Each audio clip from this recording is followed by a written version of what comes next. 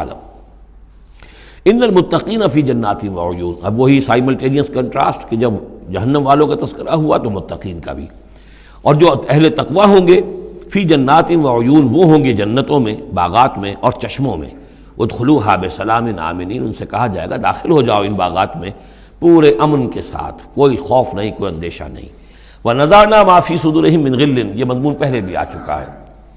اور ہم نکال دیں گے ان کے دلوں میں سے جو کچھ قدورت ہوگی، اہل ایمان کی آپس میں کوئی شکوہ، کوئی شکایت، کسی سے کوئی تکدر ہو، کوئی غل ہو، وہ ہم نکال دیں گے۔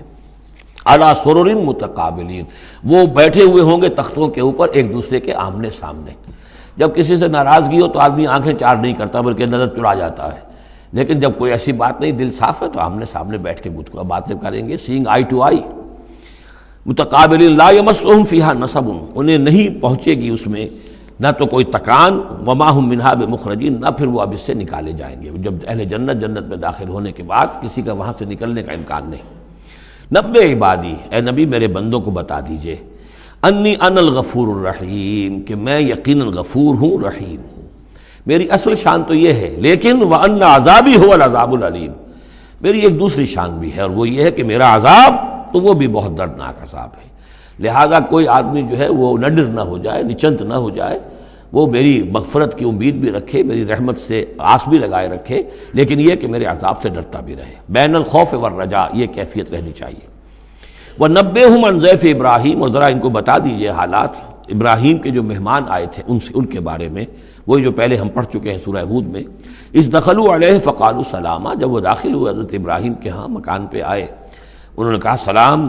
قَالَ إِنَّا مِنْكُمْ وَجِلُونَ، تو حضرت ابراہیم نے کہا کہ ہمیں تو تم سے کچھ خوف آ رہا ہے، آپ لوگ کون ہیں، ذرا اپنی آئیڈینٹی بتائیے۔ قَالُوا لَا تَوْجَلْ إِنَّا نُبَشِّرُكَ بِغُلَامٍ عَلِيمٍ، انہوں نے کہا کہ نہیں ڈریے نہیں، ہم تو آپ کو ایک بڑے صاحب علم بیٹے کی بشارت دینے آئے ہیں۔ قَالَ بَشَّرْتُمُونِي عَلَىٰ أَن مَّسَّنِيَ الْكِبَرُ فَبِمَ تُبَشِّرُونَ، تو حضرت ابراہیم نے فرمایا کہ یہ کیا بشارت آپ مجھے دے رہے ہیں، اس کے باوجود، علی یہاں علی الرغم کے معنی میں، اس کے باوجود کہ مجھ پر بڑھاپا طاری ہو چکا ہے، تو ذرا سوچ سمجھ کے بشارت دیجیے، کوئی غلطی تو نہیں لگی ہے آپ کو۔ قَالُوا بَشَّرْنَاكَ بِالْحَقِّ، انہوں نے کہا نہیں، ہم نے بشارت آپ کو دی ہے حق کے ساتھ، قطعی اور حقیقی بات ہے، شدنی امر ہے، یہ ہو کر رہنے والا ہے۔ فَلَا تَكُن مِّنَ الْقَانِتِينَ، تو اے ابراہیم آپ تو پھر نا امید لوگوں میں سے تو نہ ہو جائیے، مایوس نہ ہو جائیے۔ قَالَ وَمَن يَقْنَطُ مِن رَحْمَتِ رَبِّهِ إِلَّا الضَّالُّونَ، تو حضرت ابراہیم نے کہا کہ ہاں یہ بات تو آپ صحیح کہہ رہے ہیں، اللہ تعالیٰ کی رحمت سے مایوس تو صرف وہی ہو سکتے ہیں جو گمراہ ہوں۔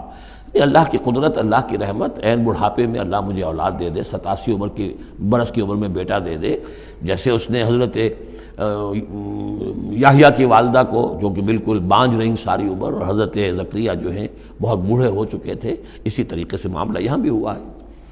قال فما خطبکم ایھا المرسلون، اب انہوں نے پوچھا کہ اے فرشتادو، اے جو بھیجے گئے ہو، ایلچی ہو، تمہارا کیا معاملہ ہے، یعنی کس قدر جا رہے ہو، کیا قصد ہے، کیا ارادہ ہے۔ قالوا انا ارسلنا الی قوم مجرمین، انہوں نے کہا کہ ہمیں بھیجا گیا ہے ایک مجرم قوم کی طرف، الا آل لوط، سوائے آل لوط، لوط کے گھر والوں کو، اس کے گھر والوں کو تو ہم بچا لیں گے، انا لمنجوہم اجمعین، ان سب کو ہم بچا لیں گے، نجات دیں گے، الا امرأتہ، اس میں بھی ایک استثناء ہے سوائے اس کی بیوی کے، قدرنا انہا لمن الغابرین، ہم نے یہ اندازہ کر لیا ہے، یہ اندازہ ہے کہ وہ جو ہے پیچھے رہنے والوں میں سے ہوگی۔